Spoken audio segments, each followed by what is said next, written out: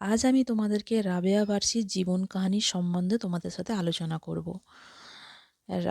রাবেয়া বার্সি আল্লাহ তাআলা পুরুষ ছাড়া কোনো নারীকে পয়গম্বর বানায়নি, অথচ রাবেয়া বার্সি পয়গম্বর না হয়েও আল্লাহর প্রিয় বান্দি ও মহিষী এক নেককার নারী ছিলেন। আর ভাগ্যবান তো ছিল সে, যে এমন একজন নারীর জীবনে। চলুন আমরা সবাই রাবেয়া বার্সির গল্পটা জেনে আসি। কাহিনী। হজরত রাবেয়া বার্সি আরবের একজন মহিলা ছিলেন। বজ্রনগরে তিনি জন্মগ্রহণ করেন। তার পিতার নাম ইসমাইল, মাতার নাম মাইফুল। তার পিতাই এতই গরিব ছিল যে তিনি জন্মগ্রহণ করেন সেদিন তিনি বাতি জ্বালাবার মতো তেলটুকাও ছিল না। আল্লাহ তালার এত মহিমা। মানে জন্মর পরে তার ঘর আলোয় আলোয় হয়ে গিয়েছিল। রাবেয়া বর্ষীর বাল্যকাল তার পিতা মাতা এতিম করে দিয়ে চির বিদায় হয়ে গিয়েছিলেন। তখন তিনি বড় ৩ বোনের সাথে থাকতে শুরু করলেন। রাবেয়া বর্ষীর মা যখন বিপদে পড়ে যখন তার স্বামীকে বললেন, প্রতিবেশীর কাছ থেকে বাতি জ্বালাবার মতো কিছু তেল নিয়ে আসো, তিনি প্রতিবেশের বাড়িতে গিয়ে ডাকাডাকি করেন। তার ডাকে তারা দরজা না খোলায় তিনি বাড়িতে ফিরে আসেন। এই চিন্তায় ঘুমিয়ে পড়লেন।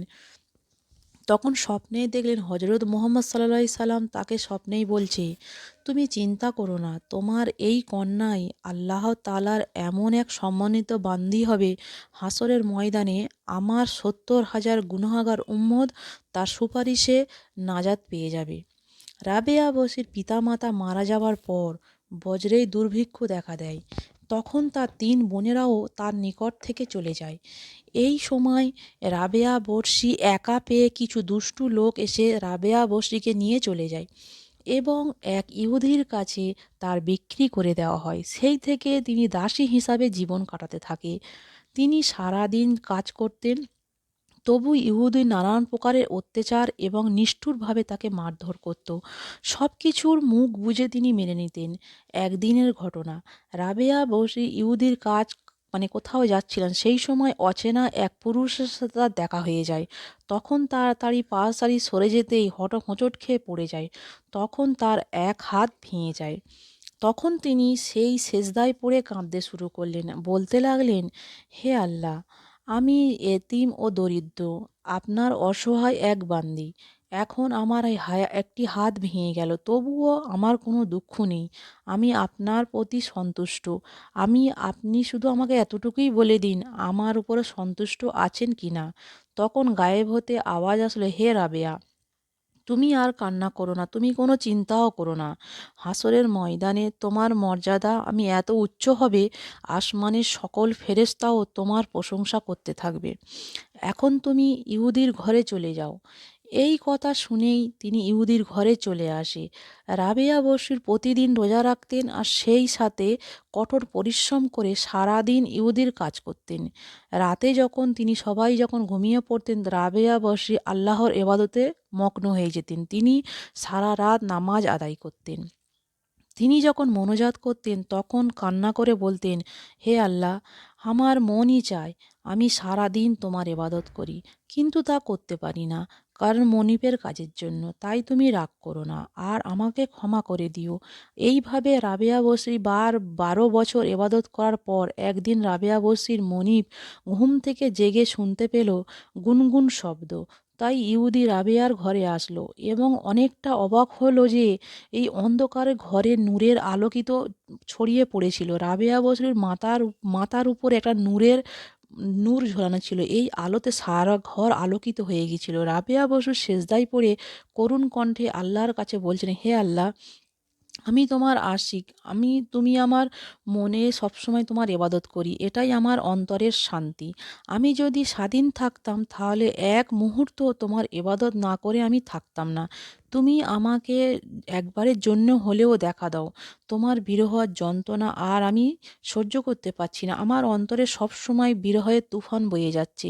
রাবেয়া বসরির মনের তাপ শুনে পাগল হয়ে গেল আর বলল, এমন আবেনা মহিলা খেদমত নেওয়া উচিত নয়, বরং তার খেদমত করা আমার উচিত। তাই পরের দিন সকালে রাবেয়া বজরির মনিব তাকে ডেকে বলল, আম্মা যান, আমি আপনাকে না চেনে আপনার সাথে আমি যে খারাপ ব্যবহার করেছি তার জন্য তুমি আমাকে ক্ষমা করে দেবেন।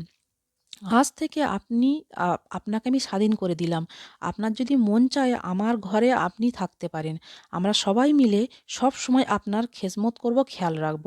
আর আপনি যদি থাকতে রাজি না হন তাহলে আপনি যেখানে যেতে ভাল লাগে আপনি সেখানে যেতে পারেন।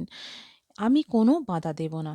এই অনুমতি পেয়ে রাবেয়া বর্ষী সেখান থেকে চলে গেলেন। আল্লাহ তাআলার ইবাদতে মশগুল হয়ে গেলেন।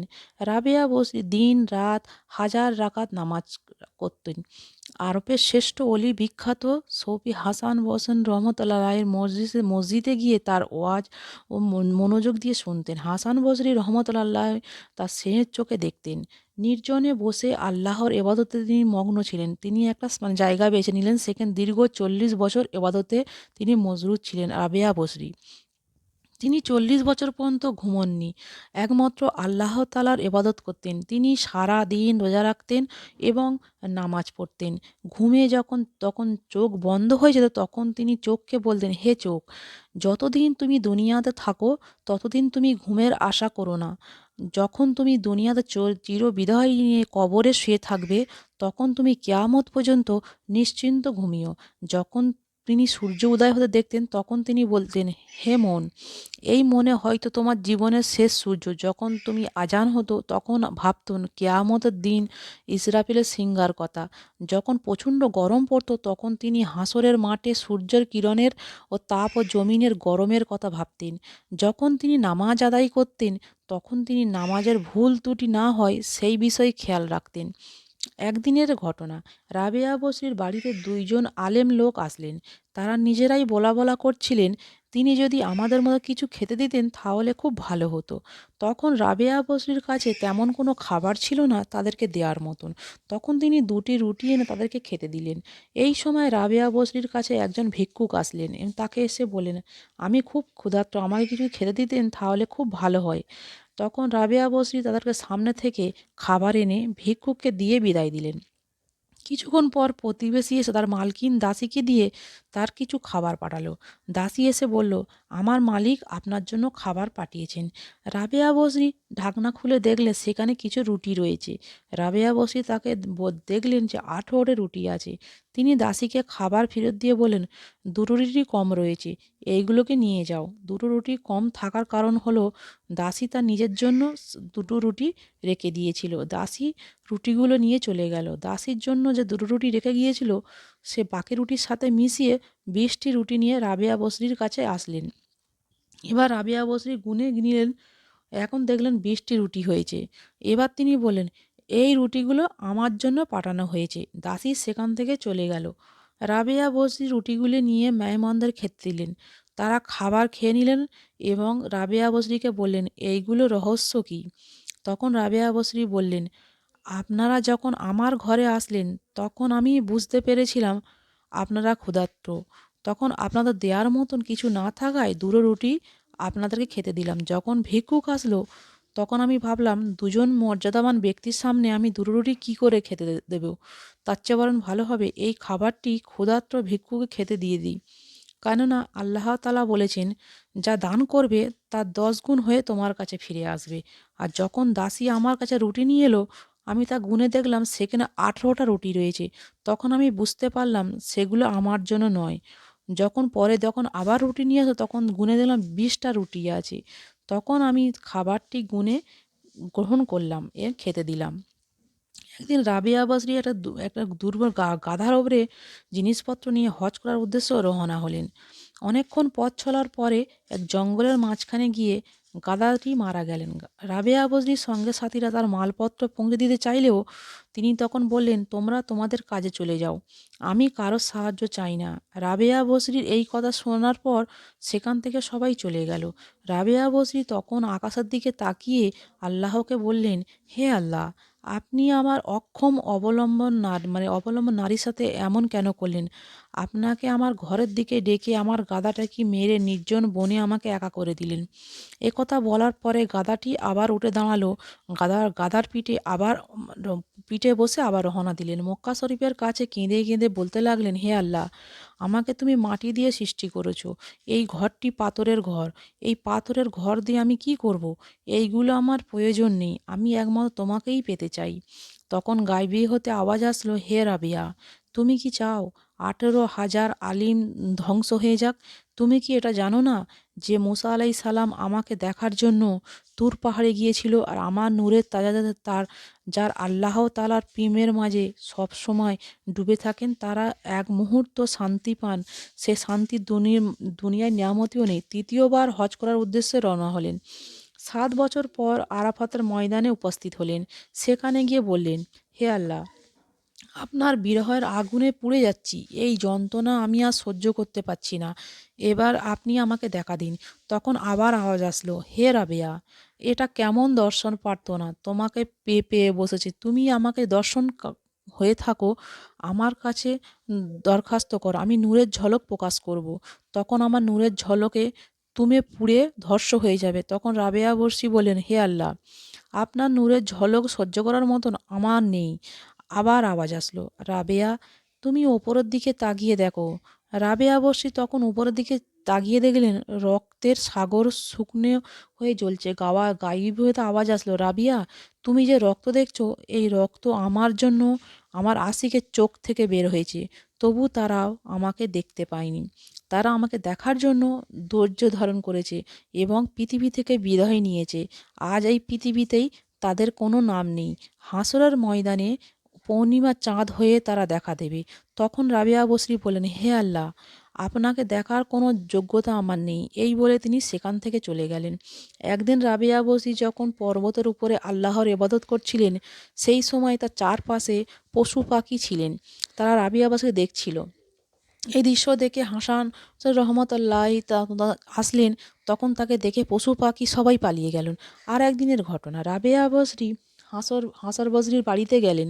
সেখানে গিয়ে দেখলেন হাসান বসরি রহমতুল্লাহ ইবাদত করে কান্না করছে, যে তার কাল বেয়ে চোখের পানি বইছে। তখন রাবেয়া বসরি বললেন, ওস্তাদজি, আপনার এই কান্না দুনিয়ার কিছু পাওয়ার আসার জন্য না হয়, এই কান্না যেন শুধু আল্লাহর পাওয়ার জন্য হয়।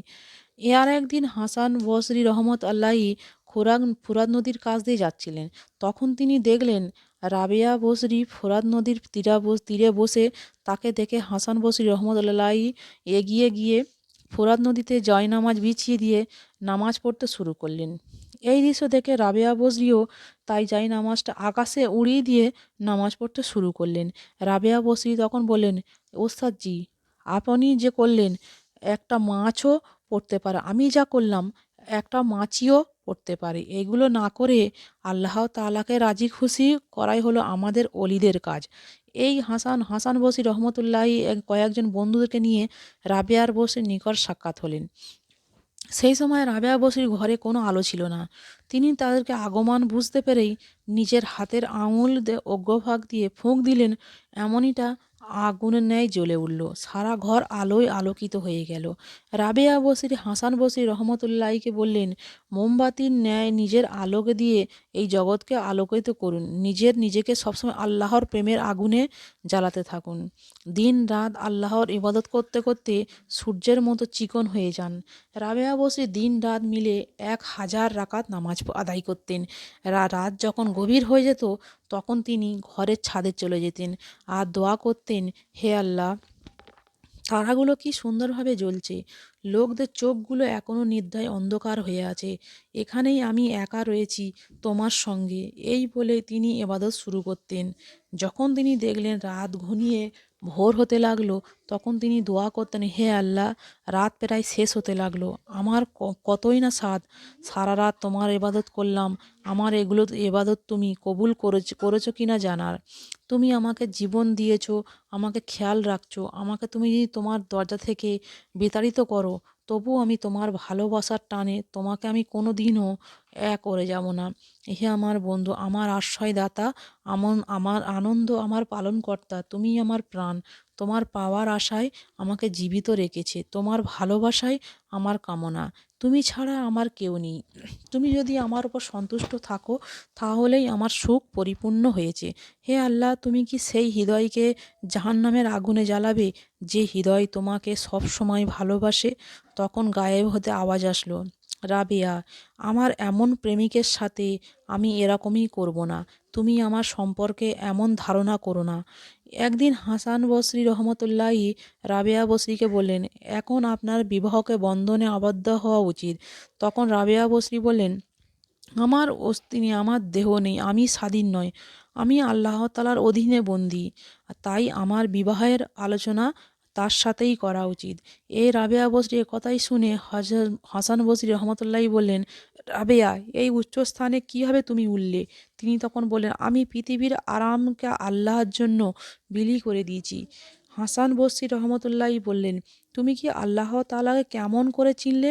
তিনি বললেন, আল্লাহ তাআলা আমার অন্তরকে উদয় করে দিয়েছে, কারণ আমি যখন জীবিকার জন্য কয়েক আর সুতো বিক্রি করি, 2 দিরহাম মূল্য পাই, 1 দিরহাম ডান হাতে আর 1 দিরহাম বাঁ হাতে গ্রহণ করেছি, এই ভয়ে যে আমি যে লোভী না পড়ে যাই। এই লোভ আমাকে সুপথ ছাড়িয়ে বিপদে নিয়ে যেতে পারে। এটাই আমার আল্লাহকে পাওয়ার একমাত্র পথ। হযরত রাবেয়া বসরি রহমতুল্লাহি বললেন, হুজুর সাল্লাল্লাহু স্বপ্নই দেখেছি। তিনি আমাকে স্বপ্নেই বললেন, রাবেয়া, তুমি কি আমাকে ভালোবাসো?